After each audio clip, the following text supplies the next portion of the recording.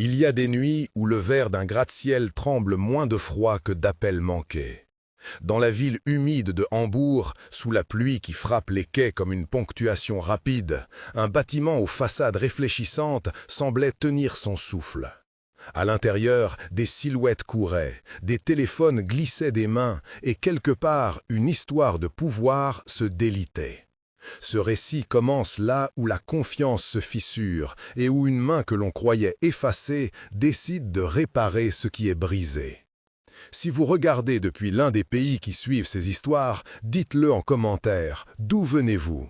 Restez jusqu'à la fin, abonnez-vous et laissez un like si vous aimez les histoires où l'honnêteté prend le dessus. Cela nous aide beaucoup et nous montre que ces récits vous touchent. Les écrans clignotaient dans la pénombre du bureau d'Alejandro Méndez. Des halos rouges, des fenêtres qui remplaçaient les chiffres par des signes d'alerte. L'éclairage extérieur du port faisait des reflets mouvants sur le verre, comme si la ville regardait à l'intérieur. Il se tenait debout, les mains posées sur le bois sombre, et pour la première fois depuis qu'il avait repris sa chaise en cuir, la chaise que des années de succès avaient rendue presque embarrassante, il eut envie de la briser contre le sol. « Qu'est-ce qu'on a perdu exactement ?» demanda une voix au bout du fil, sèche, professionnelle. « Des transactions », répondit Rodrigo Campos, le directeur technique, la voix nouée par une tentative de contrôle. « Des registres financiers, des tables, tout ce qui soutient le process normal. C'est comme si quelqu'un avait effacé les chemins. » Alejandro regarda la ville au-dessus du port. Il n'entendait plus vraiment Rodrigo. Il voyait seulement la courbe ascendante d'un graphique qu'il avait fait inscrire sur la paroi de verre de son bureau, une ligne qui, ces dernières heures, avait commencé à plonger. Il pensa à l'offre publique, aux présentations, aux visages derrière les diapositives. Il pensa furtivement et avec une culpabilité qu'il n'avait presque jamais autorisé à apparaître, à la lettre qu'il avait signée une semaine plus tôt. Il se souvint de Lucia. La mémoire brûlait comme une ampoule dont on avait retiré l'abat-jour, claire, nue. Elle tenait un tablier élimé et une carte d'accès jaune qui claquait contre son pouce quand elle la serrait pour faire jouer son poing. Il la voyait dans le couloir vitré, regard droit, main crispée sur le manche d'un chariot de nettoyage.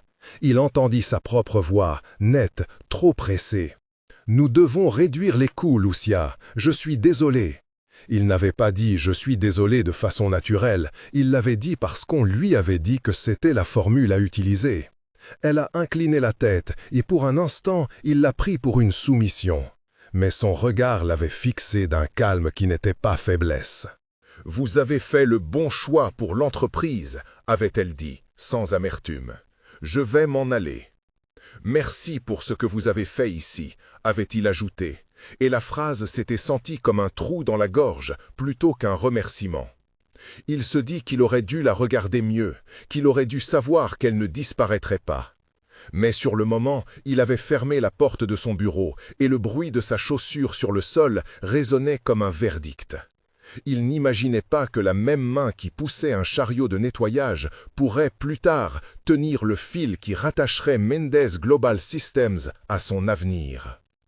Pendant ce temps, à l'autre bout de la ville, Lucia Herrera rentrait chez elle, avec la pluie qui pelotonnait ses cheveux sur les épaules.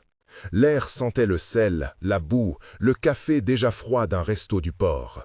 Sa chambre était petite, 2 chaises, une commode, où était posée une photo usée d'elle en combinaison de travail, un morceau de papier griffonné avec des numéros, rendez-vous médicaux, rappel de médicaments pour sa mère. La sonnette de son téléphone vibra, une notification sans importance, puis le flash d'un site d'information. Méndez Global Systems, victime d'un sabotage. Elle posa les clés, la clé USB minuscule qu'elle gardait au fond de la poche comme un souvenir technique devenu inutile. Et elle pensa à Alejandro. Pas avec rancœur, avec une observation neutre, presque professionnelle. Un système trop centralisé, une confiance mise dans trop peu de mains, c'était un échec prévisible, pas une trahison personnelle. Sa mère toussa dans la chambre voisine. Lucia ouvrit la boîte à pharmacie, vérifia les doses. Elle avait passé sa vie à garder les choses qui fonctionnaient, parfois littéralement en nettoyant le lieu où naissait la technologie, parfois en écoutant, réparant, apprenant en silence. Avant d'être celle qui poussait le chariot, elle avait réarrangé des racks, ajusté des câbles, sauvé des nuits de déploiement où une petite intervention pouvait faire la différence. Le monde professionnel l'ensuite repositionné, déplacé, rendu invisible. Elle prit 2 gorgées de café, froid, et se demanda ce qu'elle pouvait faire. L'idée venue n'était ni héroïque ni calculée. C'était une vérification. Si l'on parlait de sabotage, il y aurait des traces physiques, des brèches, des sauvegardes. Lucia connaissait trop bien le cœur des machines pour croire que ceux qui avaient tout perdu le faisaient sans laisser de traces. La décision fut simple. Elle enfila son manteau, prit son sac, prit la main de sa mère pour un instant, un geste d'intimité qui pesait plus lourd que des mots, et sortit. Le hall de Mendes Global était en état d'alerte. Des agents de sécurité formaient des barrages, des journalistes criaient au passage, et des employés couraient avec des dossiers serrés contre eux. Le logo de l'entreprise, une stylisation nette d'un M projeté sur le mur en verre, vacillait dans la lumière des gyrophares.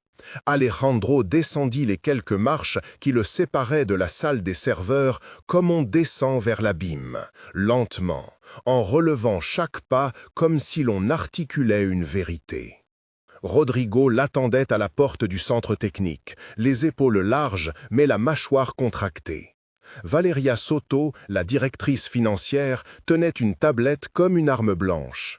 Ses traits étaient dessinés par une tension qui n'avait rien à envier à la pluie.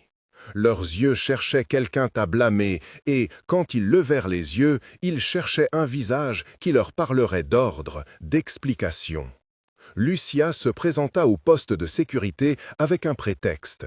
Elle avait du matériel médical à laisser pour une infirmière qui attendait à l'accueil, une erreur administrative qu'elle voulait corriger pour sa mère. Elle connaissait les visages, connaissait les passages de service. On la reconnut, on se rappela d'elle et on la laissa passer parce que dans un chaos bien géré, la bureaucratie sait être aimable. La salle des serveurs exhalait une odeur sèche, métallique, de plastique chauffé. La lumière était d'un bleu clinique, celle qui fait dire que l'on est à la fois très loin de la vie ordinaire et très proche de quelque chose qui commande le monde entier. Les ventilateurs chantaient leur rotation rapide, une respiration mécanique qui masquait le désarroi humain dehors.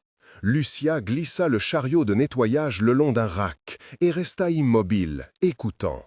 Elle savait lire l'espace technique comme d'autres lisent un visage. Ici, quelque chose était forcé, une trappe entr'ouverte, un câble distraitement roulé, un tiroir d'archives délaissé. Elle posa une main sur le capot d'un serveur et sentit une vibration qui n'était pas propre. C'était comme si la machine haletait. « Qui est-elle » murmura Rodrigo en la voyant, mêlant surprise et irritation. « Elle n'a pas à être là. » Lucia releva les yeux sans se départir de son calme. « Je sais où chercher les copies hors ligne », dit-elle. La phrase ne disait rien de précis, mais dans sa simplicité, il y avait assez de compréhension pour faire tressaillir ceux qui savaient ce qu'étaient les sauvegardes physiques. Rodrigo fronça les sourcils, Valeria pinça les lèvres. Alejandro resta en retrait pendant un moment, regardant la femme qu'il avait renvoyée marcher avec une assurance tranquille entre des machines qui leur résistaient. Il y avait de la défiance dans la salle, la défiance du territoire perdu, mais aussi une fatigue telle que l'on accepte parfois un geste venu d'un endroit inattendu. On lui tendit une vieille combinaison, on laissa ses mains toucher des choses que d'autres avaient jugées trop poussiéreuses. Lucia travailla sans annonce, sans la moindre imposture d'autorité, seulement avec l'attention de qui sait reconnaître des patterns. Elle vérifia des armoires verrouillées, trouva un élément d'archive isolé, tira un tiroir avec l'attention d'un archéologue. « Ce n'est pas un miracle », dit-elle finalement, sans regarder personne. « Quelqu'un a voulu masquer une piste. Les sauvegardes isolées existent encore. Elles ne sont pas venues d'ailleurs, elles sont restées. » C'était dit comme une observation. Alejandro sentit le monde se resserrer sur cette phrase, comme si une porte s'était entr'ouverte. « Qui aurait intérêt à masquer une piste ?» demanda-t-il, cherchait la réponse sur le visage de Rodrigo. Rodrigo eut un sourire trop rapide, trop professionnel. « Des gens qui ne veulent pas qu'on remonte ce qui a été fait, dit-il. Des gens à l'intérieur parfois. » Valeria détourna le regard. Une chaleur amère monta dans la gorge d'Alejandro. Il n'était pas stupide, il savait que l'ennemi le plus dangereux n'est pas toujours au dehors. Mais entendre la possibilité d'une trahison interne, prononcée comme une évidence, fit dévier quelque chose de carré et net en lui vers une inquiétude plus personnelle. Avait-il manqué quelque chose ? Avait-il, dans sa course, troqué la vigilance contre l'espoir d'efficacité et laissé la confiance se fossiliser en déni? Les heures qui suivirent prirent la forme d'un labyrinthe. On parla de police, d'enquêteurs, de paperasse juridique, des voix, des caméras, des experts. On sourit à la télévision en faisant semblant de comprendre. Lucia s'effaça dans le travail. Ses mains déplaçaient des bandes marquées d'anciennes dates, puis s'arrêtaient devant un ensemble de copies rangées, gravées d'un code interne. Elle les caressait du bout des doigts, comme si l'on caresse la couverture d'un livre aimé. « Ce n'est pas une preuve, dit-elle à voix basse, quand Alejandro apparut derrière elle, mais c'est un point de départ. » Il ne répondit pas tout de suite. Il avait des mots à dire qu'il n'osait pas formuler. Le temps avait une forme curieuse. Quand on est au bord de la perte, il ralentit pour les détails et accélère pour les décisions. Il pensa à la lettre qu'il avait signée, à son propre nom sur la feuille.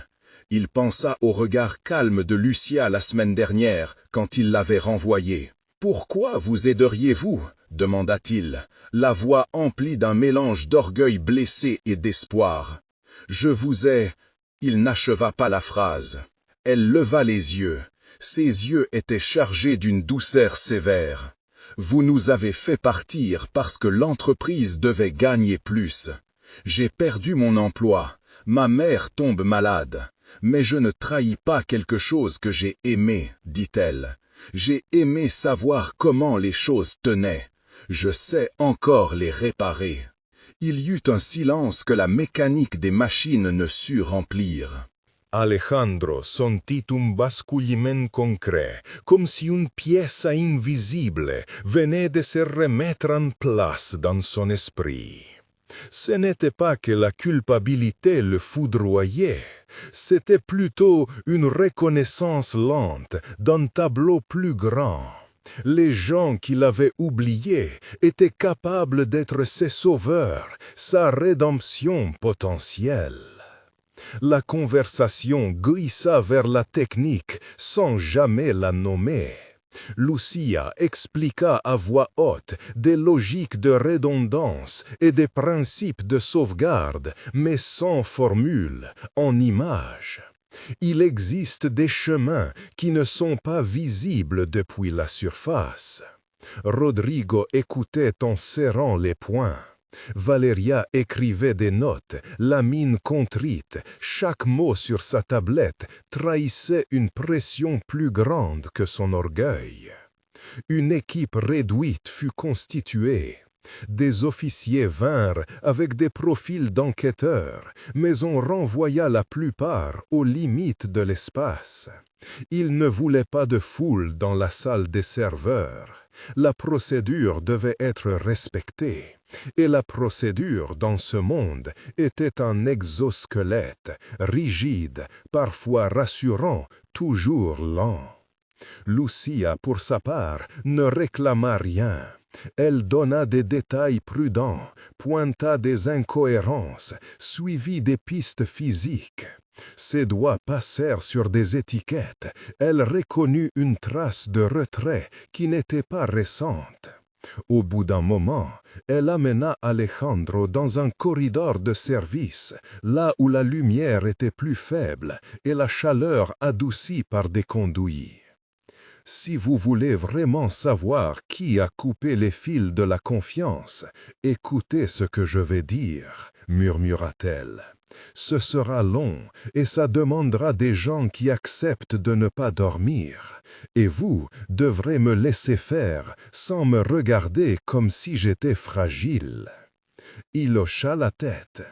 Il avait appris, au prix d'humiliations publiques et de nuits blanches, que pour sauver une entreprise, il fallait parfois accepter l'aide de ceux que l'on méprisait.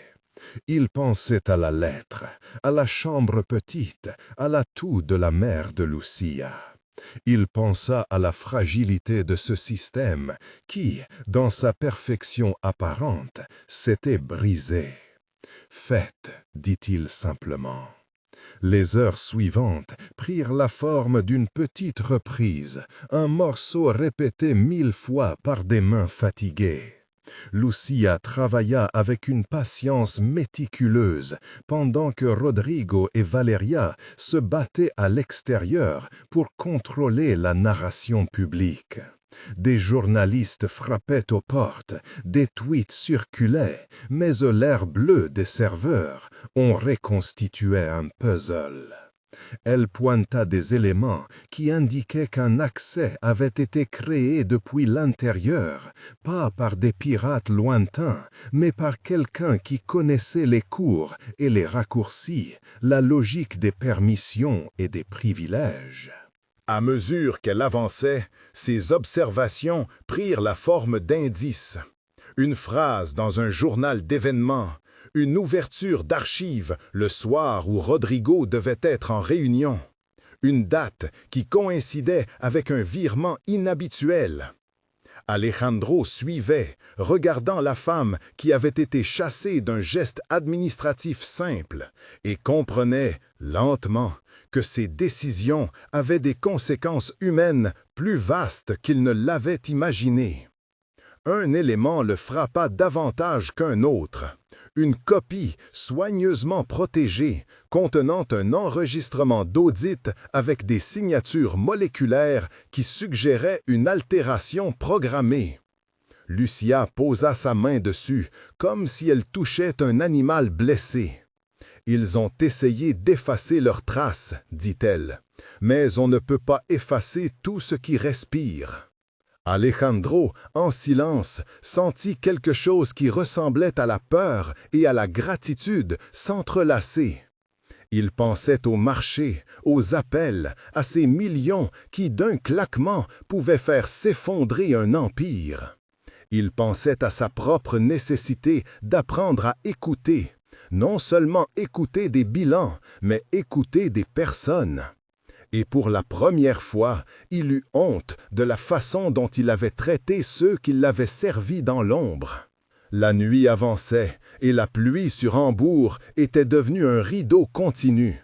Lucia travaillait sans relâche. À un moment, elle s'arrêta, prit une petite boîte métallique avec des gravures effacées, l'ouvrit et en sortit un petit objet qui étincela sous la lumière. Une bague de fer blanc, usée, simple. Elle la mit dans sa poche et ne dit rien. Alejandro la vit, mais n'osa pas poser la question. Les premières preuves tendaient vers une orchestration interne. Transfert financier masqué, compte intermédiaire, connexion locale. Rodrigo devint, dans les chuchotements, une silhouette dont la loyauté était mise en doute. Valeria, en privé, défendait sa position comme on défend un mur contre les vagues.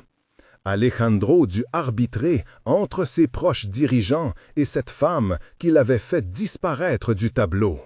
Leur travail sembla payé. Une sauvegarde isolée fut identifiée, intacte. On parla de restaurer l'intégrité des registres à partir d'un point hors ligne. Mais la restauration n'était pas une opération neutre. Elle demanda du temps, de la minutie et l'acceptation que tout ne pourrait pas revenir exactement comme avant. La réalité financière se réajusterait, des comptes resteraient en suspens, des procès viendraient. C'était la complexité de la réparation. On ne recollait pas un vase sans qu'il garde des fissures. C'est dans ce moment de tension concentrique où l'espoir d'un rétablissement technique se mêle à la possibilité d'un démantèlement judiciaire que quelqu'un entra dans la salle des serveurs que personne n'attendait. La porte cliqueta et une silhouette apparut, pas par l'entrée principale, mais par le corridor de maintenance à la lumière de la lampe d'appoint. Rodrigo se figea. Valeria détourna la tête.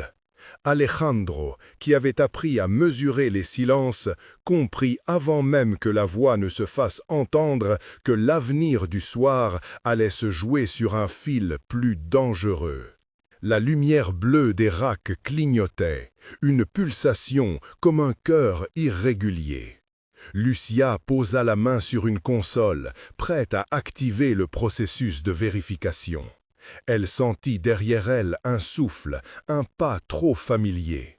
Et, dans cette respiration partagée, quelque chose d'indisible se glissa entre eux. La possibilité que le traître ne soit pas seulement derrière un écran, mais à côté. Un regard flou, un visage en proie à l'hésitation. « Rodrigo ?» demanda Alejandro, la voix coupée d'un étonnement froid. Rodrigo resta immobile, puis avança d'un pas. Il avait l'air cassé, comme si l'orgueil s'était transformé en un masque trop lourd à porter. Lucia suivit ses mouvements, sans se détourner de la console. La lumière bleue clignota une fois, deux fois.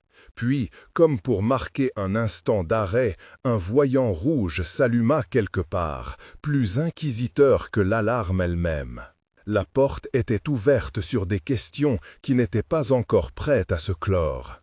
Une image resta collée dans l'air, la lumière bleue des serveurs, la main de Lucia sur l'acier, et, derrière elle, la silhouette de Rodrigo qui hésitait entre admission et fuite. Alejandro comprit que ce soir ne se terminerait pas dans la salle d'un PDG, mais sur une balance où la vérité pèserait plus lourd que le pouvoir. Il inspira, et tout autour d'eux, le bâtiment sembla retenir son souffle. La pluie tambourinait toujours contre les vitres quand la porte principale s'ouvrit à nouveau sur des pas précipités. Mais pour un instant, dans le cœur du bâtiment, seuls 3 regards importaient. Celui de la femme qu'il avait renvoyée, celui de l'homme dont le pouvoir vacillait et celui de l'homme qu'il soupçonnait d'avoir trahi la confiance. La vérité, désormais, n'était plus seulement un mot, elle avait la forme de dossiers, d'archives, de fragments rassemblés.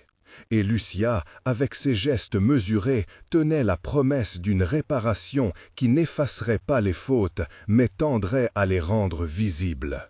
Elle se retourna, prit une inspiration et commença à expliquer d'une voix qui n'admettait pas l'ironie. Il est temps d'ouvrir tout ce qui a été fermé. Les mots tombèrent comme un défi. Rodrigo chercha une excuse, un geste, un mot. Alejandro regarda autour de lui, pris entre l'éclat douloureux d'une admission à venir et la possibilité d'une reconstruction. Au dehors, Hambourg continuait de vivre, indifférente aux fractures d'un bâtiment. À l'intérieur, la bataille pour réparer ce qui avait été volé s'amorçait. Lucia posa les mains sur la console et, tandis que la lumière bleue clignotait en cadence, elle entendit la ville respirer comme si elle aussi attendait la suite. Rodrigo lève doucement la main vers sa poche, comme si l'objet qu'il cherchait pouvait décider du poids de sa confession. Le silence s'étira, épais, interrompu seulement par le cliquetis lointain de la pluie et le souffle régulier des ventilateurs. Lucia, les yeux toujours rivés aux lignes de code qui déroulaient leur vérité muette, ne bougea pas. Alejandro sentit son cœur se compacter, prêt à rompre. « Je l'ai fait », dit Rodrigo enfin, la voix rauque, sans phare. C'était une phrase simple, presque banale, mais elle fit tomber tout le reste comme un rideau. Il sortit de sa poche un petit boîtier mat, une clé physique, plate et gravée. J'ai lancé la suppression, j'ai voulu qu'on efface tout. Valeria ne sourit pas. Son regard était dur, mais pas accusateur, plutôt étonnamment résolu. Elle s'approcha d'un pas, suffisamment pour que sa silhouette coupe la lumière bleue. « Pourquoi ?» demanda-t-elle, mais la question contenait déjà une attente de réponse plus complexe que le simple mobile financier. Rodrigo la regarda. Ses doigts tremblaient. « Parce que je croyais que c'était le moyen pour punir ce qui avait été fait, pour gommer la dette morale. Je pensais que si tout brûlait, il ne pourrait pas continuer. Je pensais que ça nous donnerait une page blanche. » Il rit, court, sans joie. C'était naïf, stupide. Alejandro sentit l'odeur de la vieille colère remonter. Non pas la rage sommaire, mais la peur de voir les choix passés se déplier comme un plan qu'on n'avait plus le pouvoir d'arrêter. « Tu n'avais pas le droit, dit-il d'abord, les mots sortis plus calmes qu'il ne l'aurait cru. Tu as mis des vies en danger, des salariés, des partenaires. » « Oui, admit Rodrigo, je sais, mais ce n'est pas si simple. On m'a promis, on m'a présenté une voie pour que tout disparaisse et j'ai cru que c'était du courage. J'ai été lâche de croire que la cendre effacerait la douleur. » Lucia prit la clé sans impatience. Ses doigts parcoururent la surface, puis elle la glissa dans le port prévu. L'interface clignota, demanda une série d'authentifications. Elle parla en coefficient, en confirmation, sans cesse attentive, comme si chaque mot était un verrou. Elle parla en coefficient, en confirmation, sans cesse attentive, comme si chaque mot était un verrou. « Cette clé autorise l'effacement complet, dit-elle. Mais j'ai trouvé une sauvegarde isolée. Quelqu'un a pris la précaution de préserver un point de restauration hors ligne. Si j'amorce la restauration à partir de ce point, nous recouvrons l'intégrité des registres, mais des altérations ne pourront pas être inversées. Des transactions resteront marquées comme modifiées. » Valeria hocha la tête. « Je l'ai faite, murmura-t-elle, le son presque inaudible, comme une pierre tombant dans un lac calme. Un frisson passa parmi les présents. Alejandro sentit une vibration nouvelle, une honte étonnée, puis, plus clairement, une reconnaissance timide. Il avait chassé Valeria en public, l'avait présentée comme une responsable des pertes, et maintenant, elle tenait, silencieuse, la clé morale qui permettrait peut-être de redresser l'ardoise. Un nœud se resserra dans sa gorge. Rodrigo, qui s'attendait peut-être à des hurlements, semble presque soulagé par la tournure. « Elle a fait ce qu'il fallait, admit-il. Si elle n'avait pas, je n'aurais pas su par où commencer. » Lucia lança la procédure. Les premières lignes de code se déroulèrent comme un pan de voile que l'on remonte. La restauration engagea une série d'étapes lentes. Vérification d'intégrité, récalcul des checksums, validation des signatures numériques. Chacune demandait une confirmation, une double clé, parfois une voix humaine. Au fur et à mesure que le processus avançait, des segments du journal apparurent, d'abord fragmentaires, puis plus complets. Des transactions, des identifiants, des adresses furent reconstituées sous leur couche d'altération. « Attention » prévenit Lucia, « nous allons voir apparaître des annotations. Certaines lignes seront marquées comme manipulées. Le système va signaler des altérations et l'autorité régulatrice recevra ces alertes. » Alejandro s'avança, mais ses pas étaient mesurés. Il regarda l'écran. Des noms firent surface, des montants, des flux sortant vers des comptes libellés sous des entités écrites à la hâte. Il chercha, fébrile, une logique qui l'exonérerait. Au lieu de cela, un dossier, ordonné par un ordonnatage ancien, porta un titre qu'il aurait aimé ne jamais lire. « Contrats spéciaux, direction exécutive ». Son souffle se coupa. Valeria ne le regarda pas, mais Alejandro sentit son poids comme une épée. Tu n'y es pas allé seul, dit Rodrigo, la voix brisée maintenant, comme si l'évidence l'étouffait. Il y a eu des ordres, des décisions qui sont passées par des étages que je n'aurais jamais cru franchir. On m'a dit de nettoyer les traces. J'ai cru que je protégeais l'entreprise. Qui? Exigea Valeria, plus sèche qu'elle ne l'aurait voulu. Rodrigo ferma les yeux. Des noms qui seront bientôt clairs, des avocats, des conseils, des comptes qui reçoivent des paiements et qui ne devraient en recevoir. Je n'ai fait que ce qu'on m'a demandé. Et après, quand les choses ont tourné, ils sont partis. Il désigna Alejandro d'un regard qui n'était pas accusatoire, juste déçu. Ils ont laissé les autres porter la faute. Alejandro sentit les murs se rapprocher. Il se rappela les réunions, les compromis, les nuits où on tranchait des questions morales avec la froideur d'un bilan financier. Chaque décision qui avait semblé pragmatique prenait soudain le visage de quelque chose de plus tranchant. « Tu me dis que je n'ai pas eu le choix ?» demanda-t-il, la voix basse, « que tout était programmé par des silhouettes ?» Rodrigo secoua la tête. « Tu as toujours eu le choix, Alejandro, comme nous tous. Mais certains choix paraissent plus faciles quand on vous dit qu'ils servent une cause supérieure. » La pluie redoubla, tambourinant comme pour rythmer la confession. Sur l'écran, la restauration avançait. Un fichier s'ouvrit de lui-même, et la salle fut frappée par une ligne qui fit trembler le silence. Une liste d'écritures comptables annotées, avec des destinataires qui portaient des noms bien réels, des fournisseurs, des cabinets, des personnes physiques. Parmi eux, un alias revenait, répété comme un leitmotiv, Ponte. Alejandro sentit son nom se mêler à l'alias, dans une logique qu'il ne sut d'abord pas déchiffrer. Lucia frappa doucement sur le clavier. « Ce dossier est chiffré en plusieurs couches, expliqua-t-elle. Il faudra du temps pour déverrouiller les clés secondaires, mais ce que nous avons déchiffré jusqu'ici montre des flux délibérés vers des comptes tiers, pas des erreurs. » Valeria se détourna, le visage fermé. « Ce n'est pas une réparation qui va rendre les choses propres, dit-elle. Ce sera une vérité qui va salir plus d'un nom.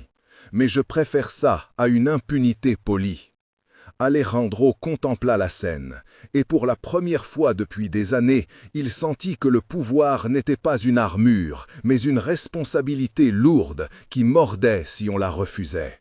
Les murs de son assurance, qu'il avait protégés tant de fois, s'étaient fissurés.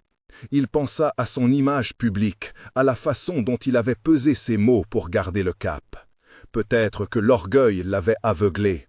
Peut-être qu'il devrait accepter la balance et laisser les faits parler. Un silence. Puis la porte du corridor s'ouvrit à nouveau, mais cette fois ce n'étaient pas des pas précipités, plutôt des pas mesurés, des pas qui portaient avec eux une autorité différente. Un policier ou un inspecteur d'une agence de régulation entra, son imperméable goûtant encore de la pluie. Il tenait une lettre, un mandat peut-être, mais son regard passa vite sur les présents avant de se fixer sur Alejandro. « Monsieur Castillo » demanda l'homme, professionnel et calme. Sa présence rompit l'équilibre fragile.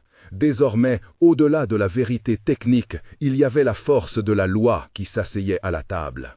Alejandro sentit son monde se réduire à une série de regards. Celui de l'homme qui l'avait renvoyé, celui de l'homme blessé par son propre orgueil, et celui de la femme qui l'avait éconduit, mais qui, à présent, tenait le seul réel espoir de réparation. Lucia contempla l'agent une seconde, puis retourna à l'écran. « La restauration continue, dit-elle simplement. Nous allons faire apparaître ce que quelqu'un a tenté d'effacer. » La pluie dehors semblait vouloir laver plus que des vitres. À l'intérieur, la lumière bleue clignotait, et la vérité, pièce par pièce, reprenait sa place. Chaque fichier reconstitué était une voix rétablie, une décision mise à nu. Alejandro sentit que la soirée se refermait sur une promesse nouvelle. Il y aurait des comptes à rendre, des fractures à accepter, et peut-être, au bout de ce processus douloureux, la possibilité d'une reconstruction qui ne prétendrait pas effacer les fissures, mais les mettrait à nu pour que la réparation fût honnête. Rodrigo s'assit, vidé. Valeria garda la tête haute. Lucia, concentrée, surveillait les barres de progression. L'agent posa le mandat sur une table voisine et observa sans jugement, comme si la pluie à l'extérieur fût la seule témoin de ce qui venait d'être décidé. Sur l'écran, un nom surgit, accompagné d'un montant conséquent. Et juste au-dessous, un autre nom, Alejandro Castillo. Les doigts d'Alejandro se crispèrent. Il n'y avait plus de brouillard possible. La lumière bleue révélait maintenant des reflets qu'il ne maîtrisait plus. « C'est arrivé jusqu'ici », murmura Valeria. « Maintenant, il faut savoir jusqu'où ça va aller. » Et alors que la restauration continuait son lent travail de mémoire, la salle retint son souffle, prête à affronter les conséquences de ce qui allait jaillir. L'agent laissa la lettre sur la table comme on pose une pierre au milieu d'un sentier. Il respira lentement et posa enfin les yeux sur Alejandro avec une neutralité qui pesait davantage que toute accusation tonitruante. « Monsieur Castillo, dit-il, sans ménagement inutile, il va falloir que vous veniez avec moi pour que nous fassions quelques vérifications. Vous n'êtes pas en arrestation pour le moment, mais il y aura des déclarations à prendre. » La phrase tomba dans la pièce, et pour un instant, il n'y eut que la pluie pour répondre. Rodrigo poussa un soupir qui semblait vouloir évacuer des semaines, des mois d'air retenu. Valeria serra les mains sur le dossier de sa chaise, comme pour canaliser l'onde qui menaçait de la traverser. Lucia, sans rompre le rythme de ses yeux sur l'écran, poursuivit. Les barres de progression avancèrent, une à une, les feuilles de calcul se rétablissaient, les montants reprenaient leur visage originel. Un nouveau nom s'afficha en haut d'une colonne, Fondation Ponte. Sous la ligne, des comptes offshore, des numéros aux préfixes étrangers, des virements récurrents, des pourcentages qui n'avaient rien d'opérationnel. Et à côté, l'évidence qu'un système entier avait été pensé pour masquer l'origine et le destin de ces flux. Alejandro sentit sa gorge se nouer.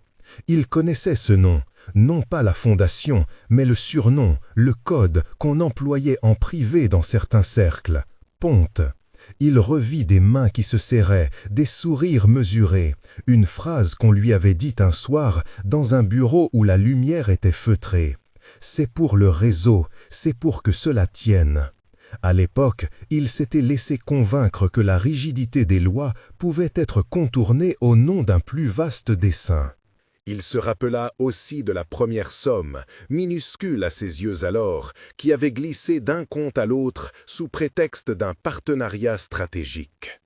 Il se rappela, et la mémoire, maintenant que la restauration laissait apparaître la réalité, le culpabilisait.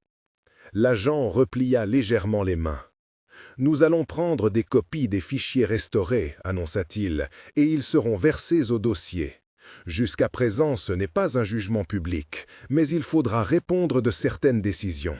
Vous comprendrez que, selon ce que révéleront les documents, d'autres procédures pourront être déclenchées. » Valeria leva la tête avec une sorte de douceur dure. « Ce que nous voulons, dit-elle, c'est que la vérité soit rendue. Pas pour la vengeance, Alejandro, mais pour la réparation. Pour que ceux que vous avez blessés puissent avoir une chance de recouvrir ce qui leur a été pris. » Les mots eurent l'effet d'un poignard et d'un baume à la fois.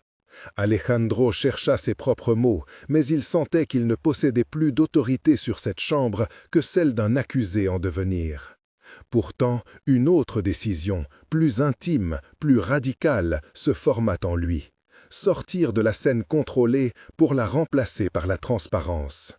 Il pensa à sa fille, à sa mère, au visage de la ville qu'il avait applaudi durant des années. Il pensa à Rodrigo, assis là, ayant perdu son emploi et peut-être sauvé par cet acte de dénonciation qu'il n'avait jamais avoué commis. Il pensa enfin à Valeria, dont la main tremblait un peu, non de faiblesse, mais d'effort. Il sut ce qu'il devait faire. Il se leva. Le bruit fut presque imperceptible, mais il rassembla l'attention comme une onde. Il prit sur la table le mandat, le glissa dans sa poche et regarda l'agent droit dans les yeux. « Si vous avez besoin de moi, vous m'emmenez, dit-il d'abord, en contrôlant le tremblement de sa voix. Je suis à votre disposition pour collaborer, mais je veux aussi que tout ce qui est ici soit protégé. Je ne veux pas d'épuration additionnelle des archives ni de suppression. Tout ce que vous récupérez, vous le conservez en l'état. » L'agent inclina la tête, évaluant l'offre. « Nous agirons selon la loi, mais sachez que toute coopération sera bien notée. » Rodrigo, qui jusqu'alors était resté au bord d'un effondrement silencieux, trouva la force de parler. « Vous savez quoi, Alejandro ?»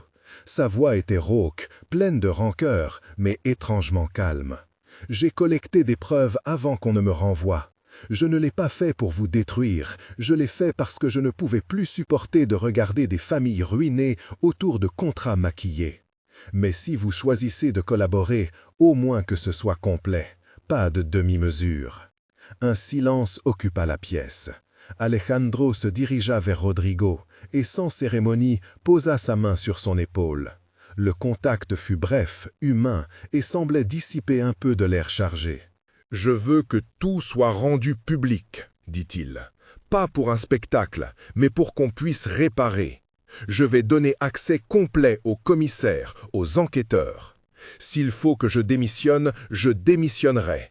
S'il faut que je répare, je réparerai. » Valeria le regarda comme si elle sondait une vérité neuve. « Vous en êtes sûr ?» demanda-t-elle. « Ce que vous appelez réparation demande une honnêteté que beaucoup n'acceptent pas. Nous pouvons être consumés par cette honnêteté. » Alejandro resta un instant sans répondre, comme si la pluie de dehors voulait lui souffler la réponse. Finalement, il parla d'une voix plus basse, plus ferme. « Je suis fatigué d'avoir été protégé par des murs qui servaient d'écran. Je préfère affronter la justice que de continuer à dormir la nuit avec des mensonges. » Lucia, qui n'avait pas quitté l'écran, fixa la barre de progression qui venait d'atteindre 100%. Les fichiers gagnés s'ancraient désormais dans la réalité. Elle ferma les yeux un instant, puis les rouvrit. « J'ai extrait tout ce qui était récupérable, dit-elle. Il reste des couches financières secondaires à tracer, des intermédiaires qui apparaissent sous des alias, mais on a assez pour tracer le réseau. Je vais préparer des copies horodatées et les transférer à l'agent. » L'agent acquiesça et d'un geste professionnel commença à organiser la logistique nécessaire. Il prit son téléphone pour appeler son bureau, ordonner les premiers envois, prévoir la garde des supports. Il y avait dans son comportement la routine d'un métier, et pourtant ce soir, la routine s'ancrait dans un moment de bascule, un peu comme une charnière qui s'ouvrait à coups lents et irrémédiables. Au fond de la pièce, la pluie ne cessait pas. Les vitres ruisselaient, et chaque goutte semblait frapper la mémoire d'Alejandro comme pour l'éveiller à l'évidence. Il pensa à la somme d'excuses qu'il avait accumulées, pour le bien commun, pour la continuité, pour éviter un effondrement. À chaque pensée, il sentait la fragilité de ses arguments. Il pensa aussi à la possibilité, improbable mais réelle, que, en exposant tout, il affranchisse d'autres vies d'un étau invisible. Une idée plus rude surgit, que pourtant il ne repoussa pas. Accepter les conséquences publiques aujourd'hui. Une annonce contrôlée, une confession encadrée, des mesures de restitution planifiées. Il savait que ce serait violent. Il savait que sa famille, ses amis, sa carrière seraient mis à nu. Mais il pressentit que la vérité, si elle était maniée avec franchise, pourrait ouvrir une porte à une autre forme de réparation, celle qui ne prétend pas couvrir la honte, mais qui la transforme en responsabilité. Il prit place à nouveau devant l'écran, regardant les lignes qui défilaient. « Faites des copies pour tout le monde, dit-il enfin, à l'agent, à l'équipe d'enquête, et préparez une synthèse publique. Je veux que tout soit expliqué, pas de langue de bois. » Alors que tout soit expliqué, pas de langue de bois. Ce remerciement était aussi une reconnaissance. Il avait juré de réparer. La porte se referma doucement derrière lui. L'agent l'accompagna dans le corridor humide, leurs pas se mêlant au tambourinage de la pluie qui, depuis le début, semblait imposer le rythme d'une confession. Derrière la vitre, la salle resta en silence pendant un long moment, chacun absorbé par les tâches qui leur incombaient. Lucia regarda l'écran et, comme pour sceller une promesse, fit défiler les dossiers encore incomplets. Les alias, les routes financières, les visages dissimulés, tout revenait à la surface sans arrêt. Valeria resta un instant immobile, regardant la chaise vide d'Alejandro, puis se mit au travail. Rodrigo, quant à lui, étendit une main vers la tasse vide sur la table, comme s'il cherchait l'encre d'un présent qui basculait. La pluie continua de tomber. Dehors, la ville paraissait nettoyer ses rues. Dedans, d'autres purifications avaient commencé, plus lentes, plus difficiles. Les lumières de l'écran clignotaient, témoins d'un travail qui, désormais, ne pouvait que aller jusqu'au bout. Quelque part, plus loin, une alerte commença à circuler dans des réseaux que personne dans cette pièce ne contrôlait totalement. Des voix allaient se mêler à la pluie, des mots allaient se transformer en articles, en débats, en jugements. Mais pour l'instant, dans cette pièce, il n'y avait que la réparation qui commençait, lente, laborieuse, nécessaire. Lucia sauvegarda une dernière fois et posa ses doigts sur la table. « Nous allons tout laisser tel quel, » murmura-t-elle. « Que la suite commence. » Et la suite, effectivement, allait commencer.